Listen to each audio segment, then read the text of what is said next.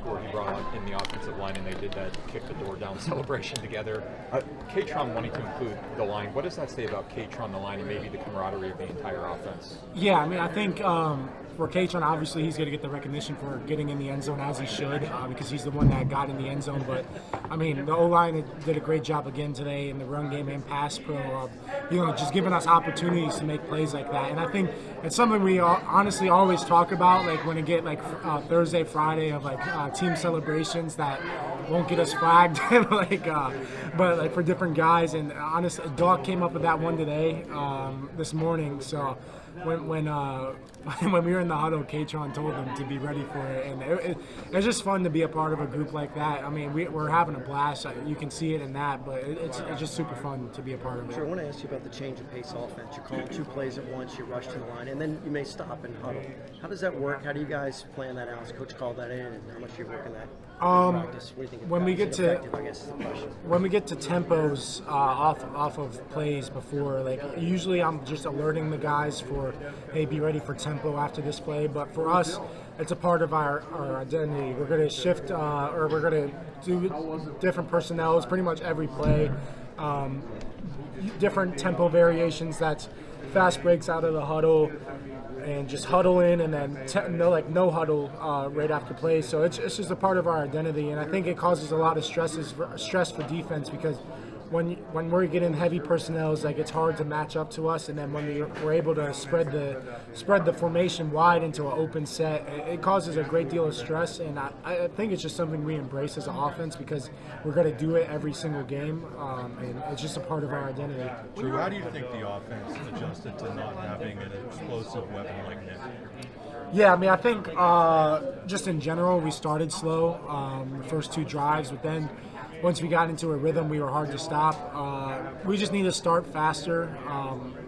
I could have, second play of the game could have helped Julian out a little bit more, getting the ball up a little bit towards his chest. And there's just a couple little things those first 2 drives, but that's football. Like we're gonna have a couple bad drives, a couple of things we could have done better. It's just how we bounce back from that, and I think we did a great job of that today, bouncing back after those first 2 drives, going down and scoring a touchdown right away. And I think we either kicked a field goal or scored a touchdown the next drive. So it's just when those things happen, it's all in the past. You can't fix it, and just moving on to the next series. When you're on the sideline, how much do you get to actually watch the defense when they're playing? And if so, what is your favorite thing to watch out for them, especially as games wear on and they seem to be getting better? Yeah, it kind of depends on the situation. Like if we have a longer drive, I don't get to watch as much as the defense, just because we have so many play. Like that 18-play drive that we had, like I didn't get to watch much of the defense, but I try to watch them as much as I can.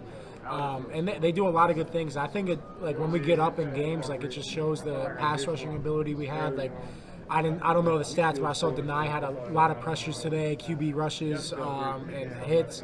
And it's fun to see those guys go out and perform, because they do it against us every day. Like it's fun to see that when we're doing good on offense, it's helping the defense. I think we can say the same for both sides. Like iron sharpens iron. I think we do a great job on both sides of the ball of making each other better throughout the weeks of practice. And it's cool to see those guys go out and do the things that they're game planning against the other team's offense, and go out and execute it. So it's just fun watching them. They fly around and have fun, similar to us. You ever find yourself empathizing with sorry, go on.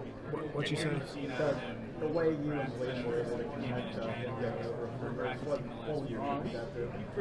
I mean, I think it's just him being in the right place at the right time, because his first 2 catches down the seam, he was really the second progression, and he did a great job of just getting behind the Tampa 2 guys and making tough contested catches. That second catch was a big time catch, just because that Tampa player, the Mike linebacker, knew it was coming and reacted to it pretty fast, and Liam did a great job of just controlling the ball and getting down. And then his last catch, I mean, we work on that type of play like throughout the summer, and fall camp, and to be able to go out and execute it was great for us, and he did a great job on that. And first 100-yard career game or 100-yard game for him in his career, and it's super fun to see because again, like I know I said it a couple weeks ago, he's super consistent in his preparation and how he goes about his business. So he does all the right things, and it's good to see him get the reward for that. You know what he can do in the deep game, but we haven't really seen it. How important is it to get that on tape? That opposing defenses have to now maybe account for him. Yeah, I mean, I think it really goes for all of our receivers. We have a lot of, even if they're not labeled as deep threats, they can do a lot in the receiving game. Even like Amari, like he's labeled a deep threat, but he can do a lot underneath. Like he's not just a go ball runner or a post runner. Like he can run every route on the tree very, very good and like just get separation and everything. So I think we have a lot of playmakers in that room that can do a lot of different things, and it's about Coach K and the O staff putting them in a position to make those types of plays, and then me delivering the ball on time and on target for them to show off their abilities. After this 4-game homestand, I don't want to ask you about Saturday. I want to focus on today, but you're going to be going out on the road for the first time in 6 weeks. Knowing that, how would you describe the confidence level of the team, how comfortable you are with one another, given that you've been home for the last 4 or 5 weeks? Yeah, I mean, I think for us, we take pride in like just showing up every Saturday, no matter who it is, no matter where it's at. It's like tomorrow when we flush this game and move on to the next opponent. It's about our process throughout the week and what we do well from this game, building on that and fixing what we didn't do well this game and fixing that for us. But I mean, obviously it's a great advantage to play at home, but the schedule says we go on the road, we're go on the road. Like, I mean, we're not going to make a big deal about it at all. It's just, what's on the schedule for us, and it's just taking that mentality. Tango looked kind of amped when he made that block. I think your back may have been to it initially, but what was he like in the huddle after that? Because that was pretty fun to watch. I mean, honestly, like, I didn't know if the run popped or it was Venga. I heard the crowd's reaction. And I turned around and I just saw Venga jumping on top of the guy. And I mean, I think it's just fun to, be able to play everybody at different positions. Like we always talk about it, running back splitting out wide and receivers back in the backfield. But when we have guys like O-linemen that can split out wide and just, inflict a lot of, damage on guys, like it's fun to be a part of. And that really gets the whole sideline going and into it. But I mean, I think it was just cool to see how excited he was because we've worked on that play for a while now, and for us to finally get it called in the game and him to have that type of result, it's fun for sure. Hey Drew, how did the offense go forward today? Because I think some people would look at this as more of a struggle for you guys against this team than maybe they expected. How do you look at this? Did the offense move forward in some way? Yeah, I mean, I think again we started slow. Obviously, we want to fix that going into next week. But for us, I mean, I think UCLA is a really good team. Like they had a top 15 defense in the country last year. I know they had a couple changes, but it's still a lot of the same players there. So they're very talented at the back end and up front. So I mean, for us, like we knew it was going to be a challenging game going into it just because of the players they have on that side of the ball. But for us, I think when we got our rhythm going, we were hard to stop. It's just about getting into a rhythm quicker, me getting the ball out a little bit faster, more accurate on the first drive. Maybe we sustain that drive and go down the field and score, and it's a different type of ball game at that point. But for us, offensively, it's just about starting faster. And I think, again, once we got that ball rolling and we were moving, like we were hard to stop. How do you do that? Start fast. Just execute the play calls, really. I mean, yeah, if I hit Julian on the out route to the second play of the game, it's first down. We don't go 3 and out. We're not in third and medium extra long. It's just about executing the plays that are called. Sorry if you were asked this already, but 2-minute offense with you guys. How confident are you as an offense in those situations and in terms of how well drilled you are? Yeah, I mean, I think it goes back to our base fundamentals and base plays. It's stuff that we're super comfortable with, and I think Coach K does a great job of, alerting us for plays of what we're going to run and when we're going to run them. And when we get into 2-minute, like we get a 2-minute situation every week, different type of 2-minute throughout the week of practice going against the defense. So we're constantly repping it because those situations are super important. Like today, being able to go down and score a touchdown right before the half to make it, I don't know what it was going into half, but a two-score lead for us was huge. And if we don't execute that, like maybe it's a different game. But we take pride in going out and executing 2-minute drives for sure.